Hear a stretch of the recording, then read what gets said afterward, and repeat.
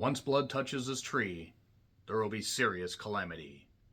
This Kanyin is currently streaming on Amazon Prime and is a horror film set in Nigeria. Even more specifically, it is a horror film set in Nigeria in the 1990s. And even more specifically, it is a horror film set in Nigeria in the 1990s at a school. And even more specifically, it is a horror film set in Nigeria in the 1990s at a school where some students have big dreams and they want to go off to the States, continue their studies, and possibly earn riches beyond their wildest dreams. Who wouldn't want to try and accomplish that? Get out of whatever situation they're in, even if it's where they grew up. Some people just have big dreams that they want to achieve.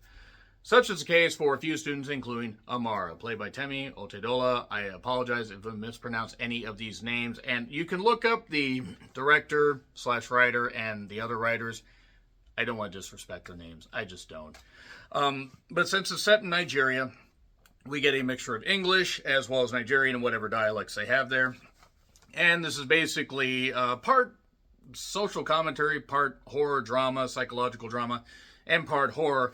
Kind of a mixture, all human centipede together, presented in a 110-minute long format, where it starts off with an opening scene that I'll talk about in the spoilers, which kind of sets the tone for the horror, and then we smash cut to the 1990s. We get introduced to Amara. We find out that she was once friends with Chichi, or Chisholm, played by Toluwani George. Again, apologies. And we do have a teacher, Miss Smith, Michelle Didi, get out of my laboratory, who's just trying to do well. She's very, very learned and really just kind of wants to buck the system and do well. Also, she has a budding romance with a character named Mr. Mustafa. Ademola, Adedoan, again, God, if anybody involved in this is watching this, they are screaming at me for butchering this. I am sorry. I'm a mid-40s white guy that is not as learned as I should be, but I'm trying. Amara is the main character here, and we find out a little bit more about her background. And we have other characters, including Yuti, who is a swimmer, and also the guy is so tall, I think he could touch the bottom of a 20-foot pool. There's also a character named Finn, not Finn Balor. No, we don't get any Coupe de Gracie stomp. I know what it's called. Work with me here.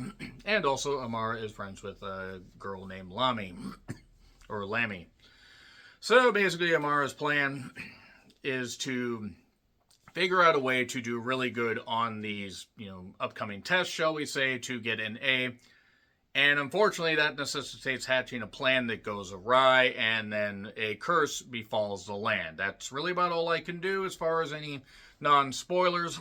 I knew nothing about this going into it. I clicked on Amazon Prime and was like, okay, I'll check it out.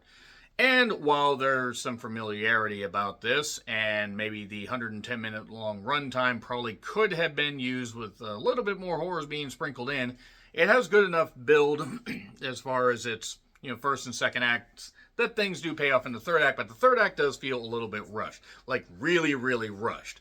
I think they probably could have either trimmed down the runtime or maybe add a little bit more horror, because some of it feels earned, and there's some good body horror stuff. Again, a few dodgy special effects, but that's okay. That's not a deal breaker. It is what it is. Performances are decent. Nice music. Some good cinematography. So if you have an Amazon Prime membership, check it out. Let me know what you think. I haven't seen any reviews on Letterboxd or Rotten Tomatoes, so I decided to do one. Anyway, 3, 2, 1, and spoilers. So starting in 1892, many years after Columbus sailed the ocean blue and did nasty things to the... Nevertheless, let's just move on from that. We have a British guy being carried in one of the worst hammock situations I have ever seen. He has killed that he wants to take a picture of by a tree that has a dizzy dial from Paper Mario 64 for some reason. And then he basically ends up, getting decapitated because blood falls on this tree. And yeah, you don't want blood to fall on that tree. You'll find out why here in a little bit. And the crew gets killed, body parts are flying, and one guy gets killed. We smash cut to the 1990s. And there was some nice prolapse photography to show what, how everything got deforested, like Deforest Kelly was involved here. Baron D4 is Kelly Kelly. I don't know if I trust her to even figure out how to climb a tree. Any wrestling fan is fucking hating me right now, and everybody else is monumentally confused. There was some good aim on the alarm clock by one character. Even though the thing kept ringing, you threw it, just chucked it, and managed to get, something to land on it. Mixture of French was a little bit surprising, but that's because Miss Smith knew that. I assume the actress knows French. She knows it pretty well. And Amara really wants to get, and do good. Get in the Hobbit and do all that. And they're, for whatever reason, they're picking on Chi-Chi, which I think because her dad is a high-ranking official here. I believe he's the principal, if I remember right. They pick on him, which is kind of dumb. Why would you do that? Knowing that, whatever, it's fine. And this one teacher, Mr. Mustafa, says, oh, you're not going to say who's going to put this condom here in this note or whatever. You're all going to shovel compost until somebody tells me. Nobody wants to tell me? That's fine. We'll just shovel compost. And basically, Mustafa and Miss Smith are kind of getting, a little bit of the frisky and stuff like that, which I guess fraternization was frowned upon in schools in Nigeria. But when these two crazy kids, star-crossed lovers, I say crazy kids, I think they're probably my age, I'm guessing. You just can't keep them away. So, the tree before, by the way, is outside the school. They never thought to actually take care of it for whatever reason. And Miss Smith is basically asked to mess with the exam, shall we say, for whatever reason. There is a boy named Finn that gives a gift to Amara, I believe. But there's another girl who's jealous. We find out that Amara and Lemmy actually are really good friends, but they're unsure about their futures. And there's a bit of transphobia from one guy that is a dick to one student or teacher, staff member, or whatever, living as their true selves. And then he gropes Miss Smith for no reason. Don't do that. Don't do that, even if you think you're in a position of power. That's wrong to do that. So, this really was more of a psychological drama and social drama on the school system in Nigeria for a majority of its runtime. Now, don't get me wrong, there were some parts that were pretty good. But I was like, remember when the guy got decapitated in the beginning and all that stuff was going on? Amara basically begs Miss Smith for help. I just need help with the French. I got to get into school, but she doesn't want to help her cheat. And then she knocks her for not achieving her dreams. Oh, you don't want me to achieve my dreams because you never achieved yours. Well, you probably, whatever. And so nobody's really likable on the student side. Well, I mean, besides Chi-Chi.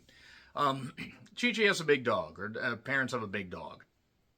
Or her dad has a big dog. A big dog, by the way, that frightened Miss K. And that's how Amara found out about the test. So she kind of tries to blackmail her, but she can't really prove it. So, at one point, Finn basically pisses off Miss Smith, kind of being disrespectful. Yeah, that didn't necessarily work all that well, so that leads to something a little bit later. The plan basically is to break into the house while Mr. Mustafa and Miss Smith are off on a date, but they have car trouble, so they're delayed, and they kind of cancel that date. She pulls out that red dress well. I will say that. It was a very nice color on her. And for whatever reason, Finn decided to piss on her bed during all this, because he wanted revenge, because of all that shit. I don't know why you would do that, considering I think there was probably DNA testing of some variety. Also, maybe don't do that. Teachers are there to help you. So, anyway, car trouble on the first date. So basically, Chi-Chi also came along with her big old dog. And it seemed like a nice dog, the goodest boy or girl. Petra, I probably assume was a girl. And Chi-Chi wants to help, but then she tries to go help Amara, who is left behind, tries to get her out, but then she leaves the dog with the friends. The dog chases Miss Smith into the goddamn woods, and she ends up hitting her head on a piece of wood, and her blood gets on the tree. So now the curse is upon the land once again. All because she was scared of dogs and nobody could hold onto a goddamn leash. We are well over an hour into the movie, though.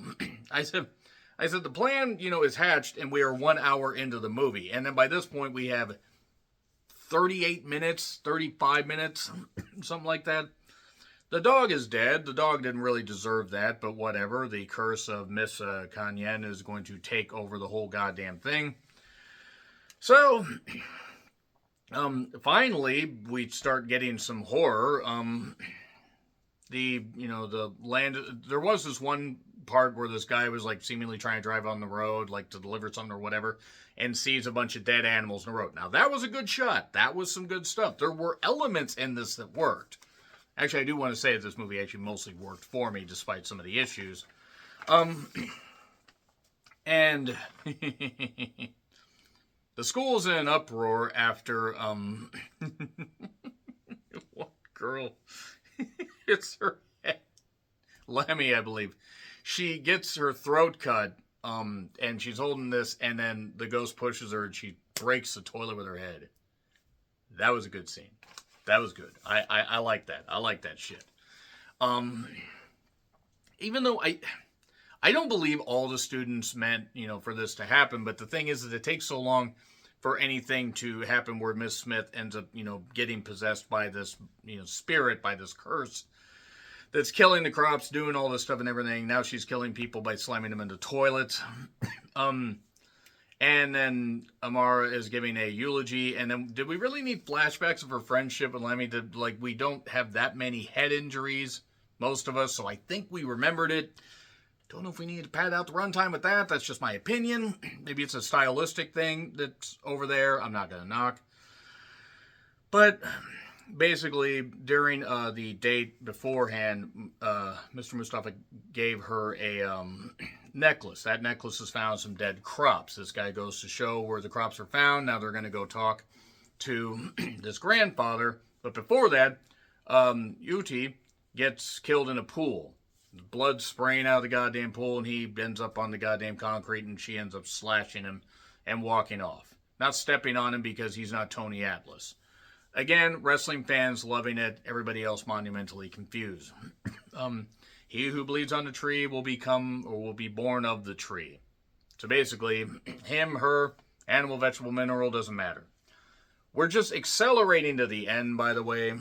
There's one point where one character takes off in a car, and the car ends up wrecking, which, that was some fun CGI, but some good body horror effects on her eye, and she got killed. So there was that.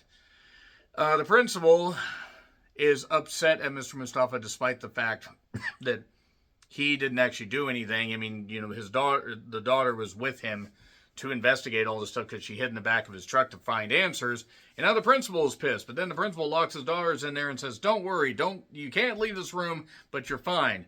Well, then I assume people just end up dying left, right, and center, basically, because this curse is fucking pissed. And during the talk with the grandfather a little bit earlier, there was talk about burning the tree, but they had already sold the land. I think you probably could have snuck on the goddamn land and burned the tree down, but I digress. Let's go burn that fucking tree. I don't know why that made me laugh, or burn this fucking tree. Mr. Mustafa then shows up to try to reason with this, possessed version of Miss Smith. He gets tossed, and the idea is they're going to have either this torch or this axe that they are going to light on fire with a thing at the end to burn the tree down. But then the ghost catches, or the spirit catches it. Now, that was actually kind of cool. Didn't bother bring two aerosol things. Only brought matches, but one aerosol can. I guess they're in short supply in the 1990s in Nigeria. But then the principal shows up, and he's trying to shoot at Miss Smith. Then he ends up getting stabbed and killed. But then they end up eventually burning the goddamn tree by, by getting the axe there and burning it and all that. And now she's on fire and all this, and everything's fine, seemingly. I assume she's dead. But 1 year later, Amara is finally learning French. She's doing good. And then we cut to the tree stump that apparently they burned everything but the stump, and something's starting to grow out of it. Oh no, in about 80 more goddamn years, it'll be cursed again. So it takes a while for trees to grow. It sounds like I'm down on it. I'm actually not. I actually appreciated what the film was trying to do. I just wish we'd gotten a little more horror, a little more body horror and a little, we could have balanced the social commentary and the horror enough because they really rushed that stuff at the end. But it was what it was, and you know what? I'm going to give it a B+. Why not? Because you know what? It surprised me. Nobody involved in this film is going to watch it, but yeah, give it a shot and check it out for yourself. Maybe you'll feel differently. Maybe you'll love it even more. Maybe you'll feel the same way I did. Agree, disagree with what I said? Like, share, subscribe. Twitter, Letterboxd, Blue Sky handles in the description. I'm John Ritland. Until we meet again, happy trails to you.